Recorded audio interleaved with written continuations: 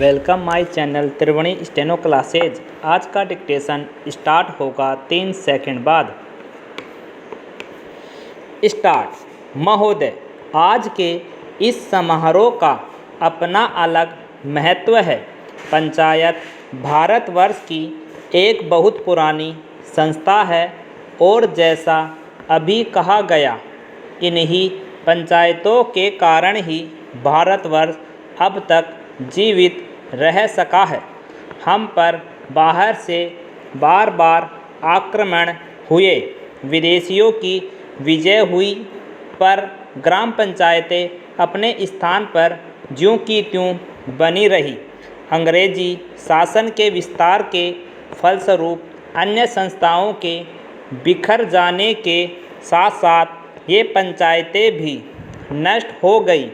जिस समय हम लोग ब्रिटिश सरकार से भारत के लिए स्वराज्य प्राप्त करने के प्रयत्न में लगे हुए थे, उस समय गांव-गांव में जो कांग्रेस कमेटियां स्थापित हुई, वे एक प्रकार से पंचायतें ही तो थी, पर उस समय हमारे हाथों में अधिकार नहीं था और जो पंचायतें स्थापित हुई वे जनता की इच्छा से ही स्थापित हुई।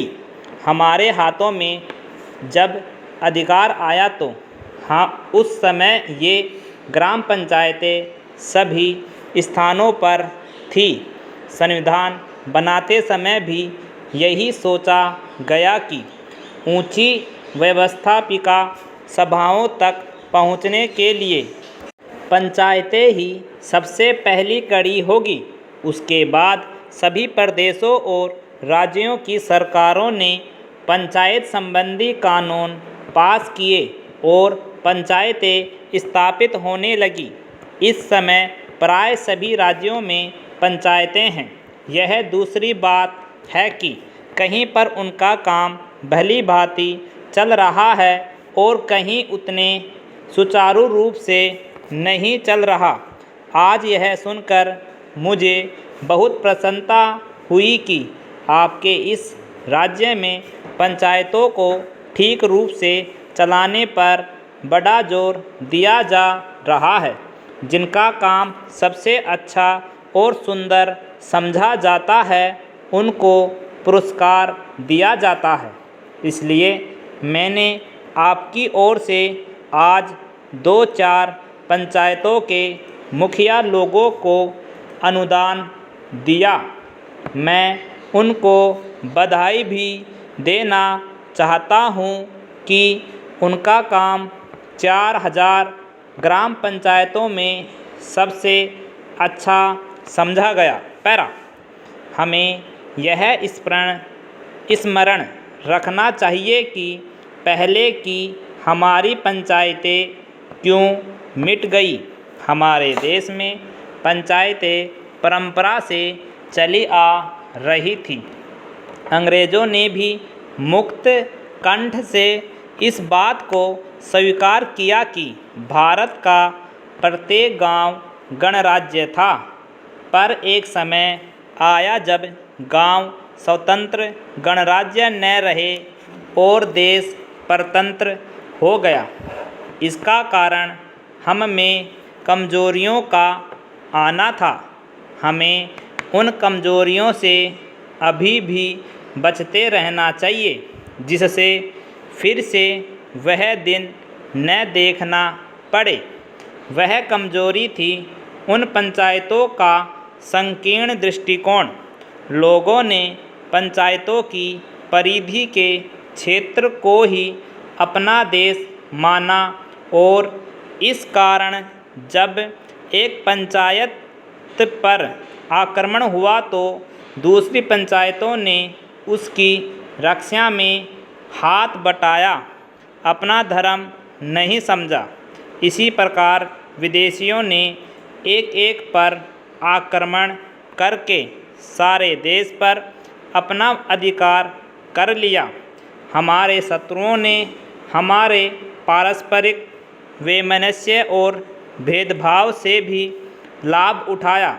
अभी हाल में जब भाषावार राज्यों का प्रश्न उपस्थित हुआ तो गांव की छोटी छोटी पंचायतों ने जैसी समितियां प्रकट की, उनसे यह स्पष्ट हो गया। पैरा महोदय, अन्य उद्योगों और प्रत्येक राष्ट्रीय गतिविधि की भांति समाचार पत्रों को भी समय समय पर बदलती हुई परिस्थितियों के अनुरूप बनना होता है। हमारे स्वाधीनता संग्राम के अवसर पर राष्ट्रीय पत्रों ने बहुत बड़ा काम किया, जिसे राष्ट्र प्रशंसा की भावना के साथ सदा स्मरण रखेगा। देश के स्वाधीन होने के बाद से समाचार पत्रों के दायित्व में मौलिक परिवर्तन हुआ है। देश से विदेशी सत्ता के जाते ही शासन तंत्र राष्ट्र के प्रतिनिधियों के हाथ में आ गया। यह स्वाभाविक था कि इस परिवर्तन के बाद सभी समाचार पत्र अथवा उनमें से अधिकांश अपनी नीति पर पुनर्विचार करें। इन 9 वर्षों में अधिकांश पत्रों ने इस दायित्व को सुचारू रूप से निभाया है। मैं यह प्रसन्नता से स्वीकार करता हूं कि पत्रों ने राष्ट्रीय महत्व के प्रश्नों पर सरकार का समर्थन कर उसका बल ही नहीं बढ़ाया, बल्कि जब कभी विचार स्वातंत्र्य और सच्चे मतभेद की मांग हुई तो पत्रों ने आलोचना का आश्रय भी लिया। किसी भी पत्र का मूल्य अंततोगत्वा महत्वपूर्ण प्रश्नों पर उसके निर्भीक और निष्पक्ष विचारों के आधार पर ही आंका जा सकता है।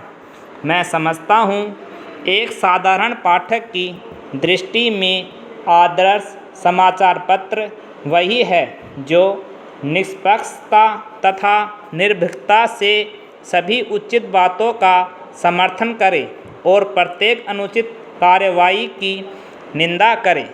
ऐसे देश में जहाँ विचार स्वातंत्र्य की पूर्ण व्यवस्था है, समाचार पत्र ही अपने निष्पक्ष तथा वस्तुगत मूल्यांकन से जनता का पथ प्रदर्शन कर सकते हैं।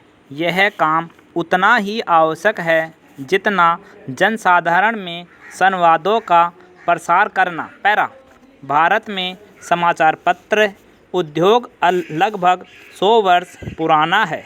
इस काल में पत्रों ने बहुत प्रगति की है और शक्ति तथा यश का उपार्जन किया है, किंतु जब हम भारतीय पत्रों की दूसरे प्रगतिशील देशों के पत्रों से तुलना करते हैं तो हम बहुत सी बातों में, विशेषकर प्रकाशन संख्या की दृष्टि से, अपने पत्रों को बहुत पिछड़ा हुआ पाते हैं।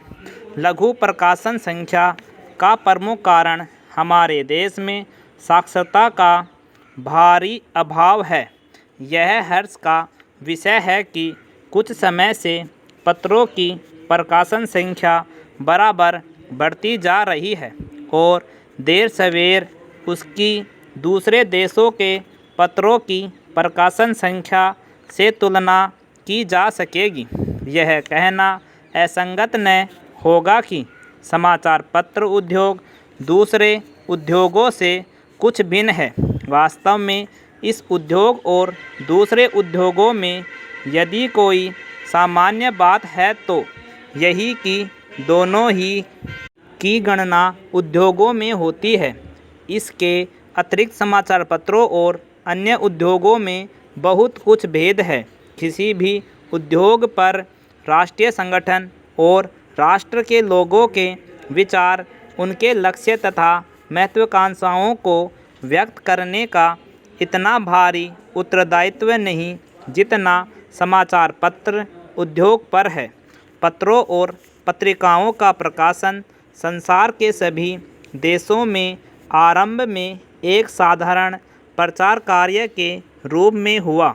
उस समय यह कार्य आर्थिक लाभ से ऊपर था। धीरे धीरे जैसे पत्रों के पाठकों तथा ग्राहकों की संख्या बढ़ती गई और पत्र विज्ञापन का माध्यम माने जाने लगे। कंप्लीट।